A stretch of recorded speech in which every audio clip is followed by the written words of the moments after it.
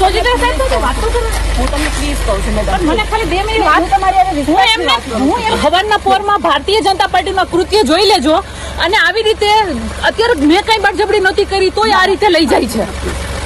નમસ્કાર દોસ્તો, એમ ટીવી ન્યૂઝમાં સ્વાગત છે તમારું. તો આમ આદમી પાર્ટીના મહિલા મોરચાના અધ્યક્ષ રેશમાબેન પટેલ આજે સવારે 5 વાગે ધરપકડ કરવામાં આવી હતી, કારણ કે ભૂપતભાઈ ભાયાણી આમ આદમી પાર્ટીના નેતા છે અને આજે તેમણે ઘોષણા કરી હતી કે ભારતીય જનતા પાર્ટી જોઈન કરવાની છે. પણ ભારતીય જનતા પાર્ટી જોઈન કરે તે પહેલા રેશમાબેન પટેલની અટકાયત કરવામાં આવી હતી, કારણ કે ગઈકાલે રેશમાબેન પટેલે વિડીયો જાહેર કર્યો હતો કે ભૂપતભાઈ ભાયાણી વિસાવદર લોકો સાથે દ્રોહ કર્યો છે અને તેમને આમ આદમી પાર્ટીમાંથી રાજીનામું આપ્યું છે અને ભારતીય જનતા પાર્ટી જોઈન કરશે ત્યારે ભૂપતભાઈ ભાયાણી પર જૂતા ફેંકાશે, આવું રેશમાબેન પટેલે કહ્યું હતું અને તે પહેલા રેશમાબેન પટેલની અટકાયત કરવામાં આવી હતી. જો આ વિડીયોમાં રેશમાબેન પટેલે શું કહ્યું. જય હિન્દ. હું રેશમા પટેલ, ગુજરાત પ્રદેશ મહિલા પ્રમુખ આમ આદમી પાર્ટી.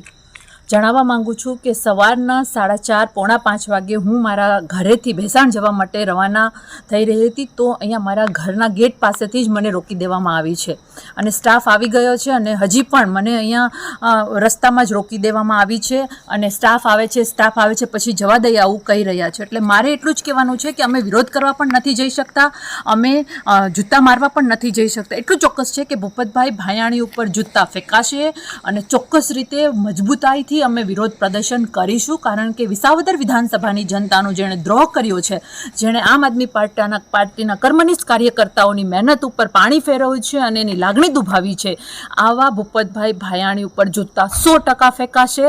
અને એટલું જ મારે કહેવાનું છે કે અમને ભલે અહીંયા રોકી દે, અમારી ધરપકડો કરવામાં આવે, રાતે પણ 2-2 વાગે અમારા તાલુકા પ્રમુખ મહેન્દ્રભાઈ ડોબરિયા અને હરેશભાઈ અને હિતેશભાઈ આવા બધા કાર્યકર્તા હોદ્દેદારોની ધરપકડ કરવામાં આવી છે. અસંખ્ય કાર્યકર્તાઓની ત્યાં લોકલ લેવલથી ધરપકડ કરવામાં આવી છે. એટલે જ્યારે ભારતીય જનતા પાર્ટી ડરે છે ત્યારે તંત્રને વચમાં લે છે. મારી પણ અહીંયા ધરપકડના ઈરાદે આ લોકો અહીંયા ગોઠવાઈ ગયા છે અને મને અહીંથી એક ડગલું આગળ નથી વધવા દેતા. એટલા માટે આ મેસેજ દ્વારા હું આ જે પરિસ્થિતિ છે તમારા સુધી પહોંચાડવાની કોશિશ કરું છું.